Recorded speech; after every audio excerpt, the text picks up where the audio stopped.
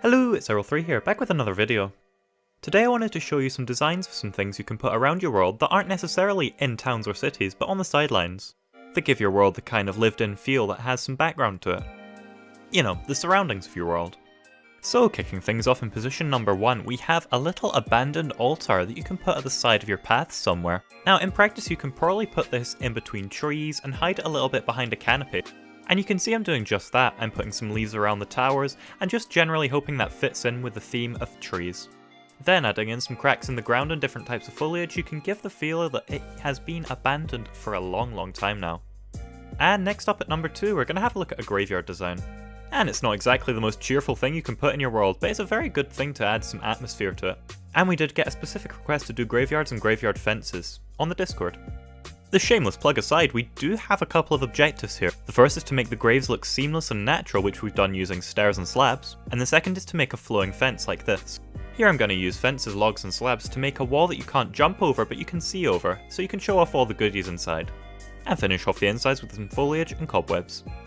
Next up we'll have a look at a technique you can use for making a stream going through a forest. This might be super useful to you if you are on a budget and wanting to do some terraforming, and don't really have enough materials to do a full-scale river. First up, dig a little one-wide trench and fill it with stairs. Stone stairs tends to work best for this. Then fill those stairs with water, and add in some stone and foliage around the surroundings. And you have a perfectly functional little forest stream. Next up, if you have a world that has a lot of different places in it that you've built in, you might find that the paths in between it are a little bit sparse. And one of my favourite ways to spruce those up is to put a couple of signs in. This design uses fences, fence gates, and brown wool to make a little signpost, which then you can put a sign over and hang lanterns from one of the sides that you feel like. And for me, well, it just helps to take the edge off of those long haul trips you have to make when you inevitably forget to heal your elytra. We all know it happens. Moving on from our collective inability to heal our elytras and the biome we were in, we're going to be having a look at a desert. Now, originally I was at a little bit of a loss as to what to build in a desert, so I kind of thought I would do something that's applicable to every biome, and then modify it for a desert. So take here some ruins.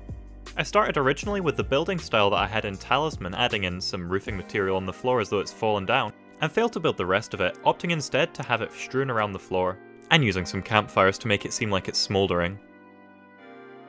And finally, if you want to make your surroundings pretty interesting, I recommend building something a little bit strange. Let your imagination go wild and just start placing blocks.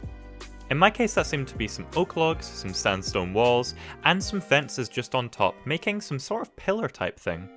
I'm not really sure this has any real world item attached to it, but it certainly looks interesting and it definitely does help spruce up your world. If you've been enjoying my content, please consider subscribing as it does help the channel out a whole bunch. If you're needing any help with anything particular, I take requests on my Discord. And I'll be seeing you next time. Goodbye.